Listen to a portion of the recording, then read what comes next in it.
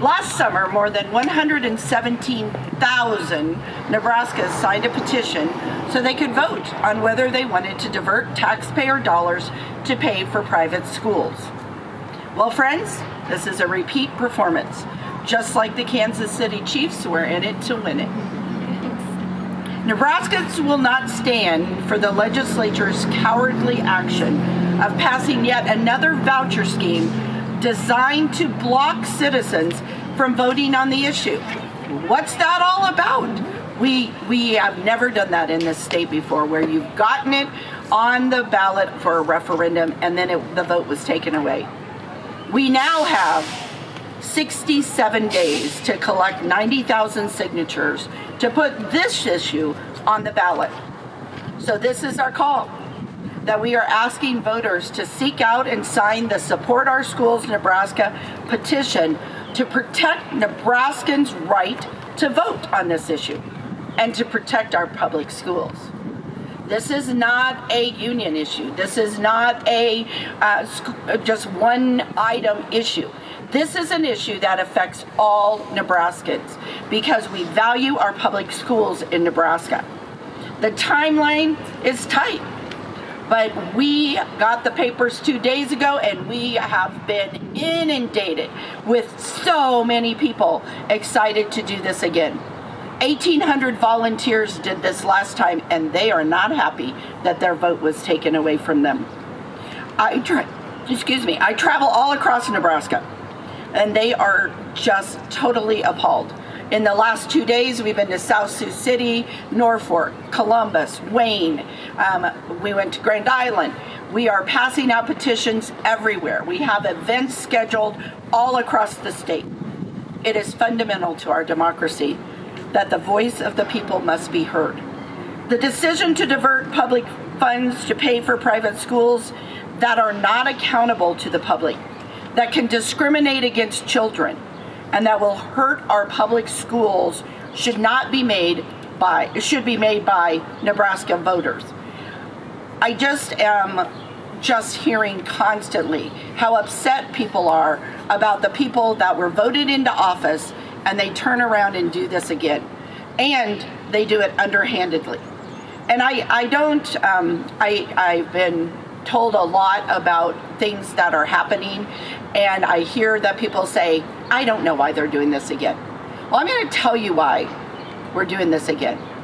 The message has been the same throughout every place we go. Public funds go to public schools. Bottom line, we haven't changed our message. We're not changing our message. The only thing is that we have 117,000 voters in Nebraska who are now really teed off that we have to do this again, and they are going to go out and get this done. I am pleased to present several coalition members who are here with us this morning.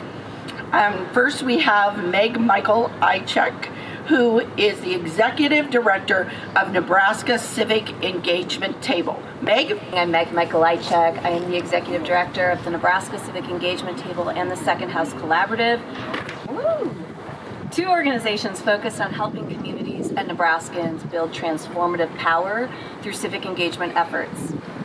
The strongest tool for community-based transformational change is using the direct democracy tools afforded to us in the Nebraska Constitution, and that's the powers of initiative and referendum. And last summer, that is exactly what the people did. When LB1402 passed and the public learned that the legislature voted to reroute our tax dollars to wealthy individuals via a private school voucher-like scheme, the people, with the help of leaders here today, organized. We organized. Nebraska communities recognized how harmful this scheme is, particularly for the disadvantaged students that these bills purport to support. It is no small feat to pass a referendum in Nebraska. It requires diverse geographic voter participation and an overall signature threshold of at least 5% of all registered voters in a 90-day window. Our state is over 400 miles end to end. We have counties that require 100 signatures to qualify and other counties that require tens of thousands of signatures to qualify. Our 93 counties vary significantly on political persuasion, population density, and in many other ways too. And yet, the people were able to come together and collect over 117,000 signatures from all 93 counties. We, the people of Nebraska, exceeded qualification requirements nearly twofold. Nebraskans are hungry to put this on the ballot, vote on it, and be in control of our own futures. 33 senators decided to intentionally ignore the will of Nebraskans and circumvent our sacred democratic processes by forcing LB1402 through to passage this legislative session. 33 people tried to undo the will of 117,000 Nebraskans, and this is the first time in our state that we've seen such a deliberate attack aimed to silence voters on a citizen-led referendum and to deny us the right to vote on an effort we worked so hard to qualify. Those senators have threatened the integrity of our democratic system, and we will not stand for it. So, we'll qualify another referendum. Public schools make our communities strong, and direct democracy tools are worth fighting for. This effort will show the power of our Nebraska communities, uplift the importance of public schools, which are the heart of our communities, and will defend our democratic freedoms against a few individuals putting their personal agendas ahead of the needs and desires of Nebraskans. I encourage Nebraskans to seek out and sign the petition to put this issue on the ballot. Thank you, Meg. We now have with us Rebecca Firestone, who is the Open Sky Policy Institute Executive Director. Rebecca?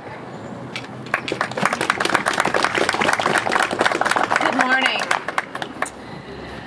As a nonpartisan policy research institute, Open Sky Policy Institute's focus is on tax and budget issues with a mission to improve opportunities for all Nebraskans. Voucher programs, as we've watched them play out in other states, won't achieve that goal. In short, achievement and accountability are at the core of why we oppose voucher programs like LB1402 getting a foot in the door in Nebraska. If we're serious about every child's future, we need to be serious about what works and what's an effective investment for education in the state of Nebraska. In other states, rigorous independent research demonstrates three things about voucher programs. One, vouchers don't reach students in need, but rather students already positioned to benefit from private schooling. Two, these programs rapidly become budget busters for the state. And three, private schools are often positioned to benefit financially from these programs. I'll give you some research to demonstrate these findings. Research released just this week finds that Arizona's universal voucher program has become a handout to the wealthy. Wealthier communities are securing a highly disproportionate share of the funds from Arizona's Empowerment Scholarship Account program, while families in the poorest communities are least likely to obtain those funds. Meanwhile, Arizona's program is estimated to cost $900 million this year. Next door to us in Iowa, their voucher program is projected to rapidly exceed its initial $170 million cost and will cost the state almost $350 million in 2027. Meanwhile, new research shows that private schools in Iowa have increased their price of tuition 21 to 25% since the expansion of their voucher program. Meanwhile, in Milwaukee, where the state began putting money into private schools in 1990, reading and math schools and private schools are no different 30 years later than they are in the public schools. Here in Nebraska, we won't know how students using vouchers are performing in school. There's no reporting requirement to inform taxpayers if LB1402 is a sound investment of state funds. If proponents of voucher programs are serious about their claims that students will thrive and achieve in the private schools they are funding with public dollars, they shouldn't be concerned about being held to the same standards as public schools. Instead, provisions of LB1402 specify that the state may have no influence on the private schools accepting state funds. Public dollars should come with public accountability. Ensuring that each child has access to the support they need requires that schools are funded to meet the needs of their students. That's not what vouchers do. Under LB 1402, Nebraska is sending $10 million in taxpayer dollars to private schools. That is $10 million that, if truly invested in student outcomes, could pay for 160 additional teachers to help address classroom sizes. Instead, under 1402, we're asking taxpayers to pay for two tax systems. And as we know from other states, the request to put more money into vouchers is not far away, and that's a price tag we can't afford in Nebraska. Thank you. Next we have Cynthia Peterson, who is the president of the League of Women Voters for Lincoln-Lancaster County, and she is representing the League of Women Voters of Nebraska. Cynthia? I'm Cynthia Peterson, president of the League of Women Voters of Lincoln-Lancaster County. The League is a nonpartisan civic organization that encourages informed and active participation in government. The Nebraska League of Women Voters has consistently opposed school voucher legislation for many years because we support public education and believe that public dollars must be used in accordance with state and federal laws. The League is also about voters and voting. League members thought we'd be using this time to educate Nebraska voters about LB1402 so that they could make the best informed decision either for or against the repeal referendum for the Opportunity Scholarship measure that's currently on the November ballot. The voters are the second house of the Nebraska legislature, providing the checks and balances for legislative activity. Instead, League members statewide are poised to again volunteer their time and energy to collect signatures to get the referendum for LB1402, known as the updated Opportunity Scholarships bill, on the November ballot. We believe the final decision on LB1402 should rest with the voters. We were very vocal in our opposition to LB753, the first scholarship measure, and are equally opposed to LB1402, which was a deliberate end run around the repeal referendum process and the right of Nebraska voters to say yes or no. Last summer and fall, over 117,000 Nebraska voters signed the LB753 Referendum Petition, indicating they thought it was important that the electorate have the final say concerning vouchers, knowing that those vouchers could siphon off public tax dollars from public education. On the final day of this legislative session, 32 senators, the governor, and likely some outside influencers decided what the Nebraska voters wanted didn't matter and inserted themselves into the middle of the referendum process. They voted into law a new Opportunity Scholarships Act that annually allocates $10 million in public tax dollars to the state treasurer's office to distribute to qualified private and parochial school students, thus effectively nullifying last year's legislation and denying Nebraska voters the opportunity to vote for the measure for or against. League members across the state will once again step up in support of the public schools and the referendum process. Nebraska voters have the right to provide checks and balances on legislative actions. State senators and the governor have the obligation to listen and act accordingly. Thank you. We have with us Denixie Gareka. He is the Stand for Schools Nebraska Executive Director. Denixie? Good morning, everyone. I'm Denixie Gareka, the Executive Director of Stand for Schools, and I honestly can't believe I'm here again.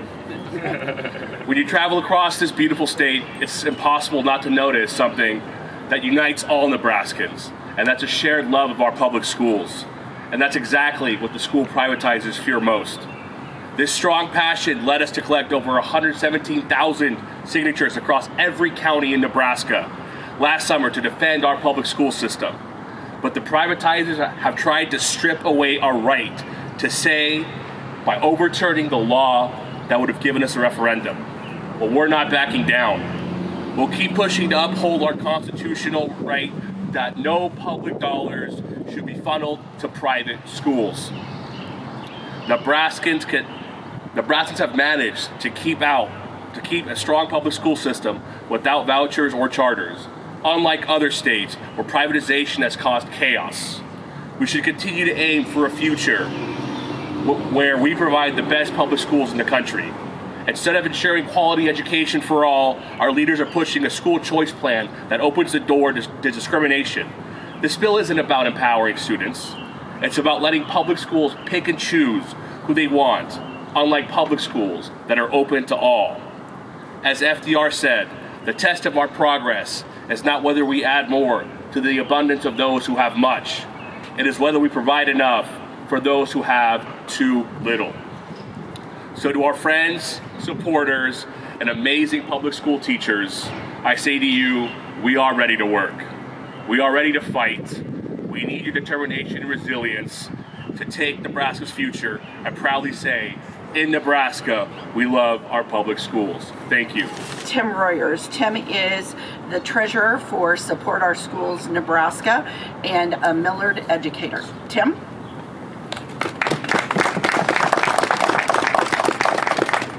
Morning, everybody. Are we ready to do this again? Yeah. We're a little disappointed we have to do this again, but we're going to do this again. That's right. You've heard many arguments from the previous speakers for why we're doing this. I want to stress a few additional things. None of this is hypothetical. We know that what 1402 would do would be bad for all kids, not just kids in public schools, but the kids in private schools as well. And we know that because there are plenty of other states, as you heard from others, who have gone down this road before. So when we say we're passionate about making sure this doesn't start in Nebraska, it's because we've talked to educators and parents and communities in other states, and the message has been clear from all of them. Arizona, Iowa, all of them. Don't let them get a foot in the door. Don't let this program get its start in Nebraska, because we know this will not stop at $10 million. It won't. And that's not my argument. Check the transcript. Governor Pillen said it in the hearing last year for LB1402. He wants this to scale up to hundreds of millions of dollars. That's the beauty of our arguments on this issue. We're quoting the other side. I don't have to convince you this is an attempt to subvert democracy. That's what Senator Linehan said when she described what 1402 was, that she wanted an end around to avoid an election. And that's a piece that I want to stress. No one wins with 1402. Let's say you're a private school supporter. This allocates far less money than 753. So if you support private schools, you have to ask yourself, why are they doing this? And obviously we know why we don't like this. And the answer is, there's one answer. They are afraid to death of letting voters have their voice on this issue because they know what voters will say on having public dollars go to private schools. And so that's the only reason this is happening. And to everybody out there who is maybe on the fence on this particular issue, you should be passionate and sign this petition because this is a clear attempt to subvert the second house in Nebraska. And that should be concerning for everybody. Because if we let this happen, that sends a signal to the legislature that anytime the people want to use their voice on any issue, all they have to do is pass another bill and prevent it from happening. So this has become much larger than it was. It was already a grave issue last summer when we spoke with you. But it's an even bigger issue now because subversion of democracy extends far beyond just education. And I know, and I say that because we've already been gathering signatures for a few days. And we already have signatures from people who did not want to sign last summer. They didn't agree with us on this issue. They agree with us now because they've seen what we have known the whole time, which is they will use every trick in the book, no matter what scorched earth tactics are necessary to make this happen. And so, here's my bottom line. They're about to realize just how determined educators are, right? When we have issues in our classroom, we don't give up on the first try. We keep working. Just like we don't give up on any child, we're not going to give up on this issue because this is about serving the best interests of every child in the state of Nebraska. And I'm going to tell you, I'm not concerned. I'm fired up about this issue. Good catch. Thank you. You're welcome. I'm fired up about this issue, and I hope that the members of the legislature are paying attention to everything being said here and to what's about to happen over the next 67 days, because we're going to send a very, very clear message that the second house will hold the first one accountable, and they're going to see what happens in November when we get this thing on the ballot, because we know what the people of Nebraska want to do on this issue. So thank you to everybody. Are we ready to get to work? Yeah. All right. Thank you. We appreciate you all coming out this morning. It's a beautiful day to get signatures. It's a beautiful day to protect democracy. It's a beautiful day to make sure that all kids in Nebraska are given opportunities, and that's what we're all about. 67 days. We can do this. Our teachers are about to finish up school, and they're finishing strong, and then they're going to get out there on the streets again. Thank you very much for being here. We appreciate it. Woo!